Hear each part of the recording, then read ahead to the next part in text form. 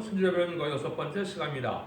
오늘 에스겔 10장에서 20장을 통하여 이스라엘 심판과 회복에 대해서, 여호와의 불에 대해서, 여호와의 말씀의 칼에 대해서 변론해 보도록 하겠습니다. 에스겔은 하나님께서 강하게 해주신다는 뜻인데요. 에스겔은 인간 정말에 신같이 쓰일 종들을 예표했다, 이렇게 볼 수가 있는데요.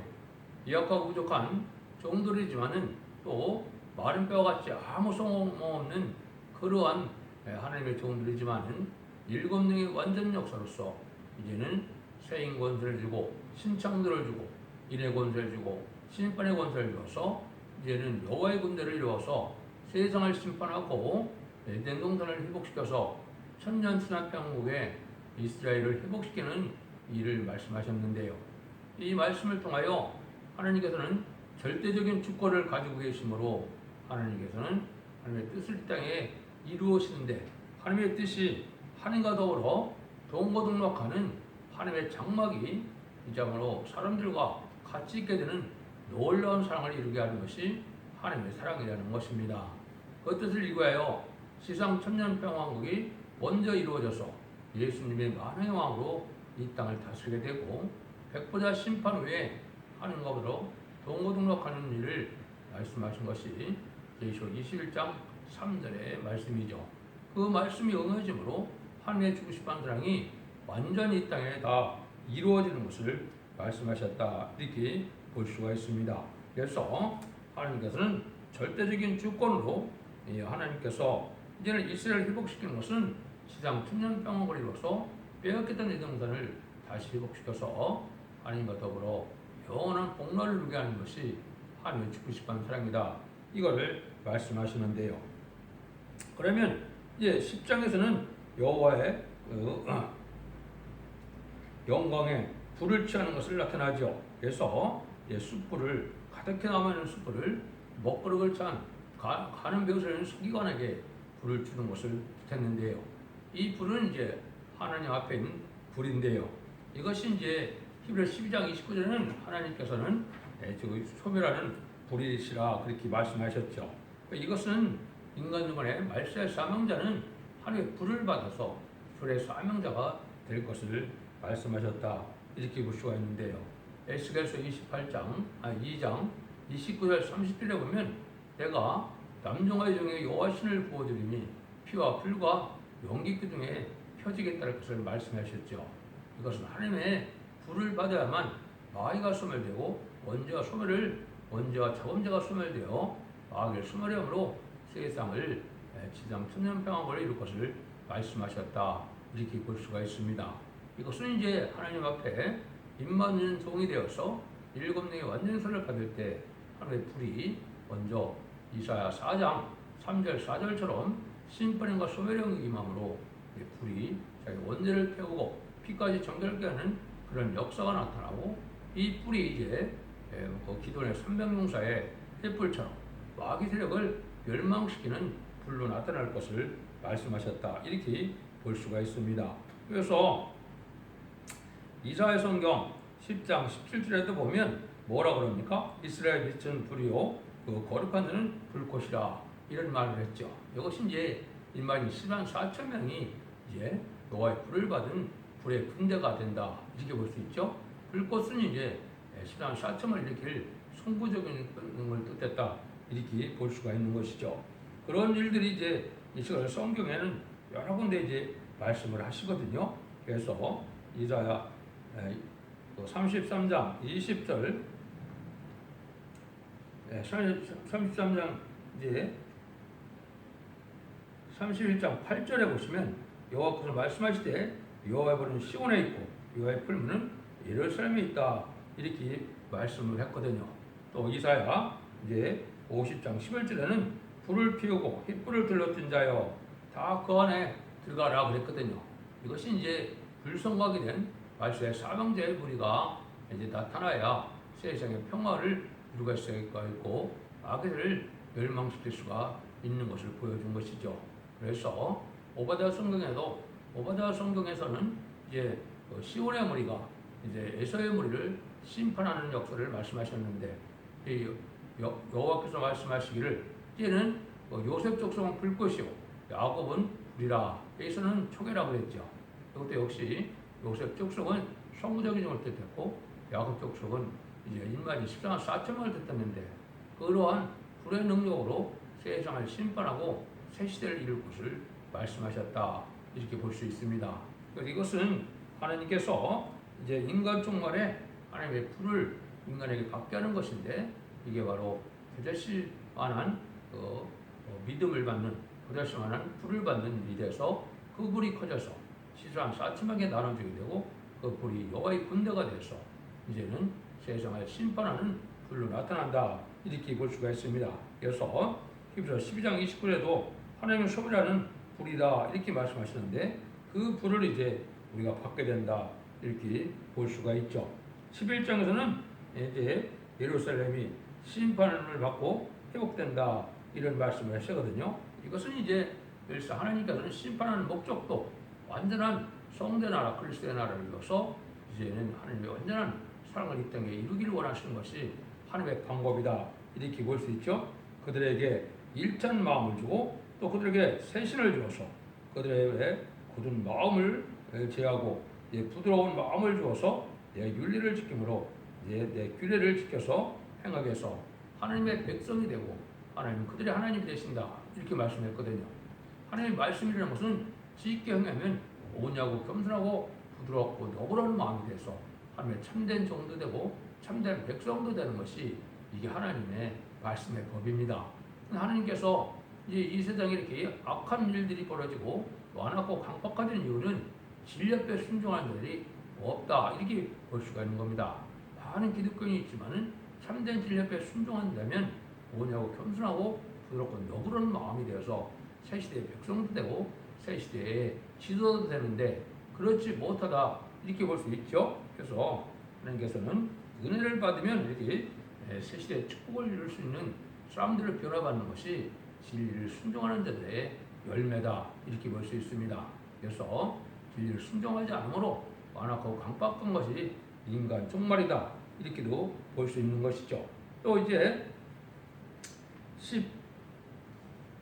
12장을 통해서는 이제 거짓 선지자의 종말을 얘기했죠.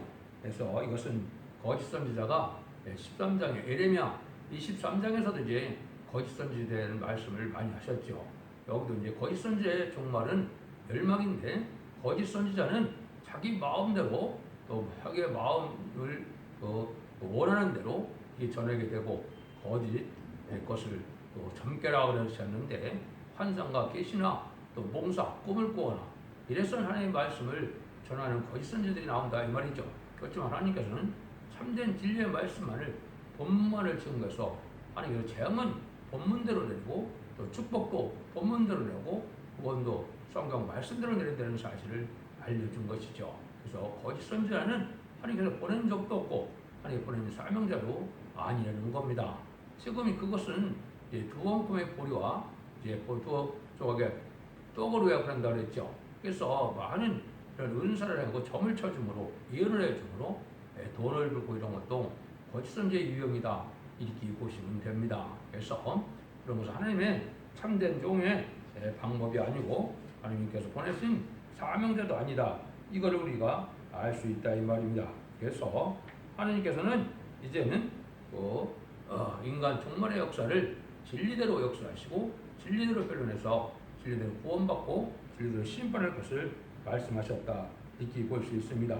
14장에서는 여기는 자기 생명만 이제 건진다 이런 말을 했죠. 비록 노아나 다니엘이나 욥이나 이런 사람들이 있더라도 자기 의로 자기의 생명만 구하게 된다 이런 말씀하셨죠. 그래서 자기의 행위대로 의로운 삶을 살지 못했으면 구원받지 못할 것을 또한 말씀하셨다 이 말입니다. 변화 성도가 되는 과정을 하나님께서 이제 회복시켜서 다 확신된 가정으로서 세대 축복을 받게 하지만은 이제 하나님께서는 자기의 의를 떠가지고 자기가 구원받는다는 것을 강조하시는데 무슨 남을 구원하기가 어렵다 이렇게 볼 수 있는 것입니다. 그래서 우리가 이 시대는 변화받은 참된 진리의 삶을 살아야만 될 것을 말씀하셨다 이렇게 볼 수가 있습니다. 그 다음에 15장에서는 뭐라고 합니까?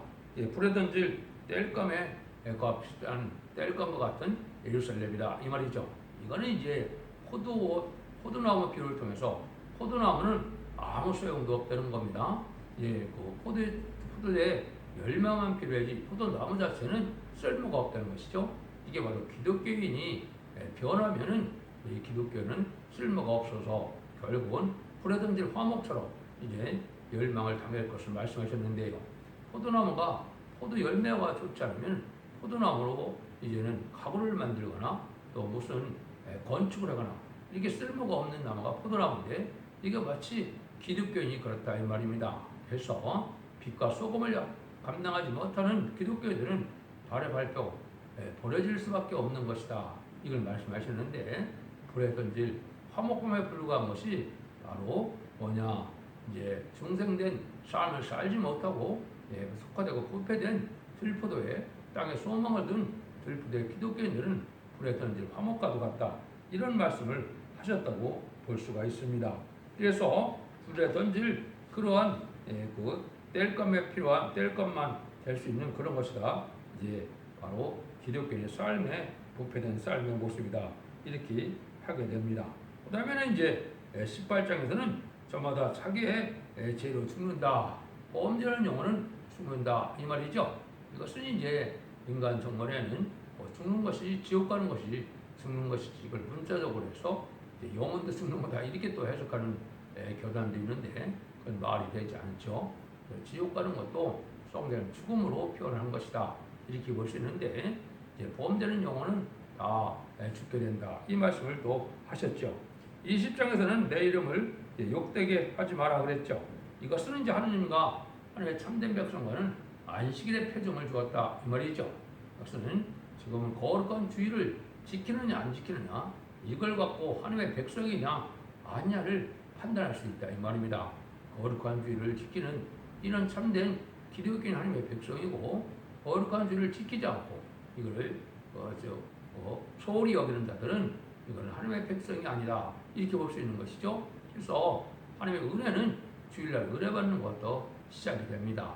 하나님의 축복받는 비결이 주일날 상달되는 호소와 예배를 통해서 내려오는 은혜를 받아서 변화받는 삶을 살아야만 하나님의 복을 받는 것이다 이렇게 보시는데 하늘에서 다 살피시다가 주의를 지키지 않는 자들은 하나님 내 백성이 아니다 이렇게 판단할 증거가 된다는 것이다. 그래서 하나님께서 이스라엘 백성과 나 사이에는 안식일의 표징을 주었다 이렇게 말씀하셨는데 이것이 이제 인간 정말에도 주의를 잘 성수시키지 않는 또 은혜를 받지 못하는 자들은 멸망하게 될 것을 말씀하셨다 이렇게 볼 수가 있죠. 또 21장에서는 이제 여호와의 칼을 말씀하시죠. 이것은 이제 이 세상을 심판하는 데는 말씀의 칼이라고 그러죠. 좌우의 날성검을 가진 이가 이제 심판하게 될 것을 이제 계시록 19장 11절에 보면 병마탄 자가 자기 날성검을 가지고 세상을 심판하게 되죠. 이거는 말씀 무장을 이뤄서 말씀 권세 받은 종의 역사를 뜻했죠. 이것은 이제 완전 영감으로 완전 일멸에 이뤄서 악의 참소권이 소멸되는 종의 역사를 뜻하는데 이것이 이사야 11장 2절, 3절, 4절, 5절에 보시면 일곱 능을 받아서 보이는 대로 판단치 않고 들리는 대로 판단치 않고 입술의 기운으로 입술의 막덕으로 세상을 침판하고 악인을 친다 그랬거든요. 이것은 이제 말씀 무장이 된 말씀권으로서 세상을 심판해야 될 것을 말씀하신 것이죠. 그래서 이제 참된 종은 완전 무장의 말씀을 이뤄서 자유자재로 칼을 쓰듯이 모든 예언서 계시록을 모든 하나님의 말씀을 체계적으로 변론함으로 하나님의 뜻대로 변론하는 다른 줄을 찢은 종의 역사를 통하여 세상을 심판하게 될 것을 말씀하셨다. 이렇게 보시면 됩니다. 그래서 우리가 이제는 이 시대는 예언의 말씀을 읽고 듣고 지키는 자가 복이 있다는 것은 이제 완전 진리의 다른 진리의 말씀을 전할 때 그 변을 듣고 회개하고 그것을 지켜 행하면 원죄자분 혈과를 받아서 세세의 축복을 받게 되고 말씀을 지키지 않으면 말씀대로 심판받고 멸망할 것을 보여준 것이다. 이렇게 볼 수가 있습니다. 그 다음에는 이제 33장인가요? 23장을 통해서는 선지자의 책임이 있다 이 말이죠. 이것은 이제 우리가 잘 아는 것처럼 하나님께서는 이제 선지자에게 파수꾼의 사명을 주었다 이 말이죠. 선지자라는 것은 다시언의 사명이다 이렇게 말씀을 드렸죠. 내가 민족과 나라와 백성과 임금에게 다시언을 하리라. 이게 선지자의 사명인데 이 파수꾼은 이제 하나님께서 전할 책임을 주어서 이제는 인간 영혼의 심판의 환란이 올 것을 이제는 경고하는 말씀이 경고라는 의무가 있는 것이요 책임이 있는 것이죠. 그래서 이제 죽자 않고 새 시대가는 말세의 보배를 전하게 되는데 이거를 전하지 않아서 멸망을 당한다면 파수꾼에게 책임을 묻게 되는 말씀이고 이제는 아무리 악인이라도 이제는 파수꾼의 경고의 말씀을 듣고 회개하고 돌아온다면 이제는 그것은 선지자의 책임을 면하는 그런 일이다. 그래서 선지자는 듣든지 아니 듣든지 온 세상에 말씀을 전해서 이 말씀대로 심판이고 말씀대로 재앙이 오고 말씀대로 구원의 글을 전해야 되는 것이 파수꾼의 사명이라는 것을 여기 말씀하셨다 이렇게 볼 수가 있습니다. 그래서 우리가 하나님 앞에 바른 쓰임받는 것은 시대에 자기의 사명을 잘 감당할 수 있게 중요한데 그거는 인간 영혼의 말세의 사명자는 14만 4천 명으로 다시언의 사명자고 다시언의 사명자는 입맞은 편의 성도가 되어서 백마탄 군대가 되고 하늘 군대가 되어서 아마겟돈 때 최종 승리하는 군대의 용사들을 뜻했는데 이것이 입맞은 14만 4천 명으로 이제 편의 성도가 되어서 이기는 자가 되므로 세세 왕권의 축을 받은 종들을 뜻했고 그것이 바로 이 말씀의 칼로 승리하게 되는 것이 아마겟돈 전쟁이다 이렇게 보시면 됩니다. 그래서 하느님은 에스겔서를 통해서 세상을 심판하고 에덴 동산을 회복해서 참된 이스라엘의 회복인 천년 지난 평화국을 건설할 것을 보여주신 것이다 이렇게 볼 수가 있습니다. 그래서 인간이 강하게 되는 것은 인간이 10만 4천 명이 여호와의 힘인 새 힘을 받게 되고 신창조를 받게 되고 물과 불이 보통하는 그런 몸이 되고 일곱 뇌의 완전 역사로 이제는 신같이 쓰일 수 있는 종들을 뜻했다 이렇게 보시면 됩니다. 그래서 다음 시간에 말씀드린 에스겔 39장은 마른 뼈와 같이 아무 소용없는 인간들이 일곱 뇌의 완전 역사로 여호와의 군대가 돼서 승리할 것을 말씀하셨다. 이것이 하나님께서 에스겔서를 통하여 이제 우리에게 경고하는 말씀이다 이렇게 볼 수가 있습니다.